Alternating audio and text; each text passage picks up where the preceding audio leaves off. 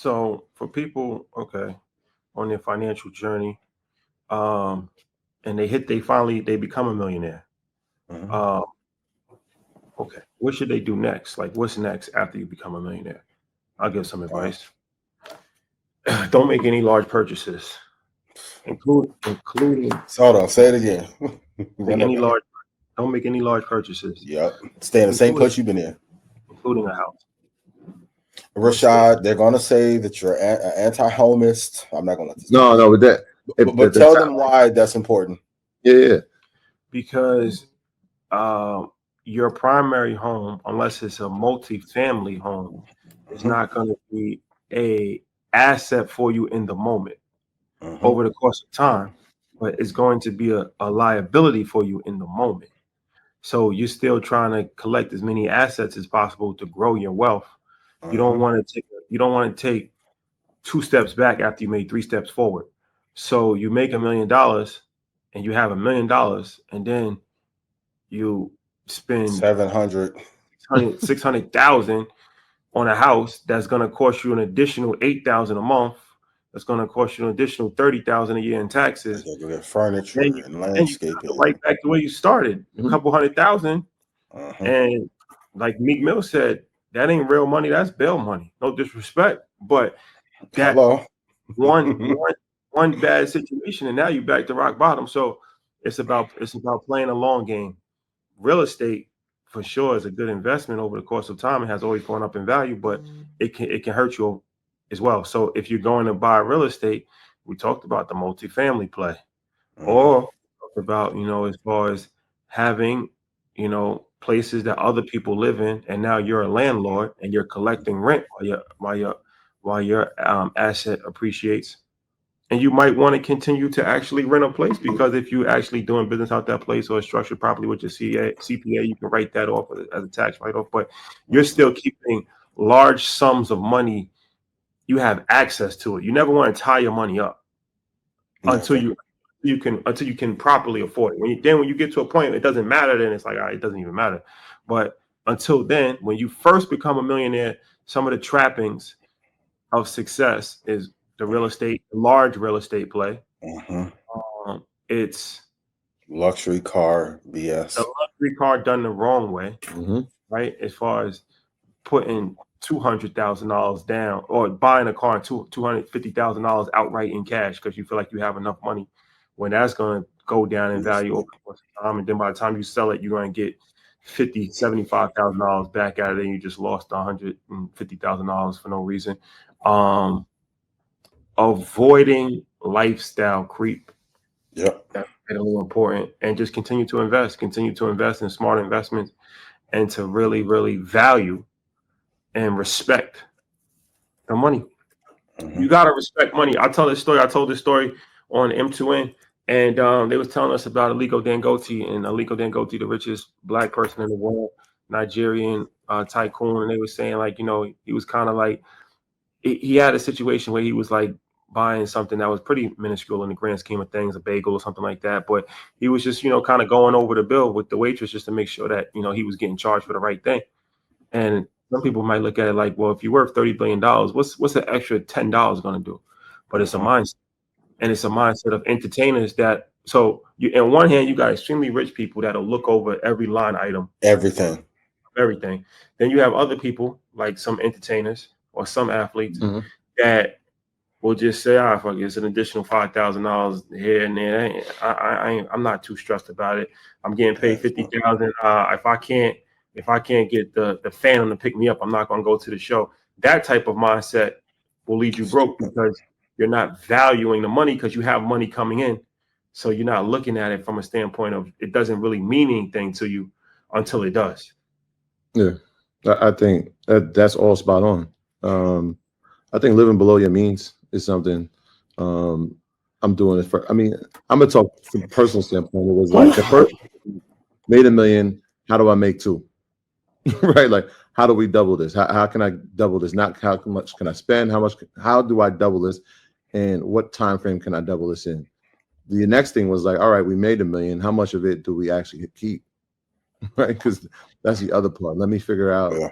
how I can make these tax incentives to actually keep a majority if I can. And then it was, all right, let's live below your means. And so make the million, look at, especially in real estate, having a home. Like I had a home and I'm looking at, all right, my income is going up. Do I get the home right away?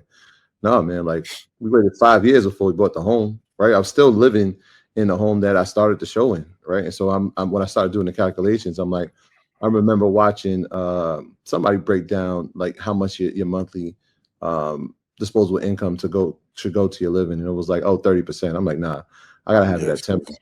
You know what I mean? So I made $1 million, and my mortgage was 3,000. I'm less than almost like 1% of that income. I'm like, okay, perfect. I don't need to have a home.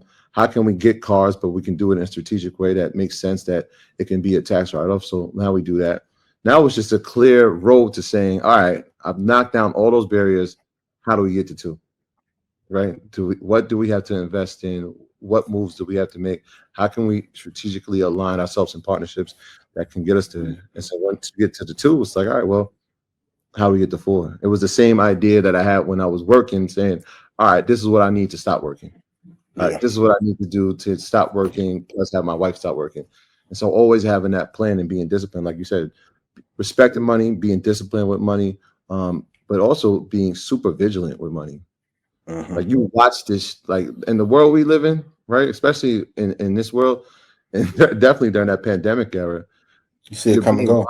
You're being mindful of how money's being respected, how it's being spent, how it's being abused, and you're also watching people no longer have it.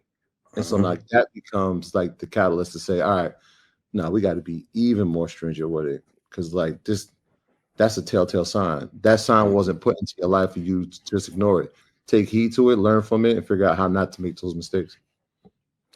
Great question from this brother, and I appreciate you asking it. Number 1, what I was told: no lifestyle creep until you get to your first 11. 1 is good. Your nose is above financial water. No lifestyle creep until you get, and that's a thing that I live by. And even after you get to 11, you can argue to minimize lifestyle creep in. Number 2, invest in things that increase your happiness index. The thing that people don't tell you, like after you hit these monumental numbers, the high of hitting them goes away relatively fast. The person who you became on that journey is more important. And I used to hear that and be like, just give me the million. But you'll hit this goal. And now there's a level of emptiness, because now you realize I just got to the first level of the mountain. It's a lot more to climb up. 3rd, be debt free. I know a lot of people are going to tell you some debt is good and da. There's no better feeling than owing nobody. No institutions, no banks, no people, nothing. Being free and clear is the way to go. And then lastly, you have to put your money into assets that have zero probability of going to zero. If 10 years ago I told you bonds were not a good investment, you would have thought I was an absolute psycho. Here we are, half decade of bonds being underwater. So look for the investments that won't go to zero and that will give you a great return on investment that will allow you to sleep well. That's why when I tell you guys, if you're asking me every week about a particular company, is it overweighted, you are invested either at the wrong price or the stock's too volatile. And if you do those 5 or 6 things in combination, you'll be great. And be A-okay. But no lifestyle creep till you get to your first 11. Yeah, I mean, just don't do anything stupid too, because sometimes that is a golden rule. Invest your money in stocks, long term, like you said, good companies. Avoid large purchases. Don't buy jewelry. That's another thing that you think you might be doing something that's intelligent, like a house, but watch is not going up in value. 9 times out of 10, that's that they told to you. Diamonds is in shambles. Right when fucking all-time low. These Zimbabwe, these countries bought the beers at a moment when diamonds are about to be worthless. All-time low. Crazy you said that. I just looked at a chart of the value of diamonds. They're at an all-time low. No, they're at an all-time low because lab diamond. I was talking. We on Eric the Jeweler. He's here, and he was. I'm asking him about, and he's like, "Yeah, no, lab diamonds." He's showing me lab diamonds. He's like, "Yeah, look, it's lab. The diamond, like they do the diamond test. Diamond tester, yeah. Diamond test on the lab diamond comes back as a real diamond. Real They're diamond. real. Yep. So why would I pay for something that I could actually manufacture and it's the real thing? It's not even. It doesn't even. It passed the test. Diamonds is dead, and like I said, it's crazy. Yeah. It's an extremely unfortunate situation because Like they just, one of my guys, shout out to Alvin, he actually sent me that yesterday, and they was like, man, this is dope. Like, you know what I'm saying? Like we got one as far as on Africa, because in Angola and Botswana teamed up, and they formed a partnership to buy De Beers, I think. And I'm like, yeah, it's just interesting that was the timing of it, because diamonds at an all-time low, and it's probably not even gonna be worth the same thing. So it's the reason why they sold the company.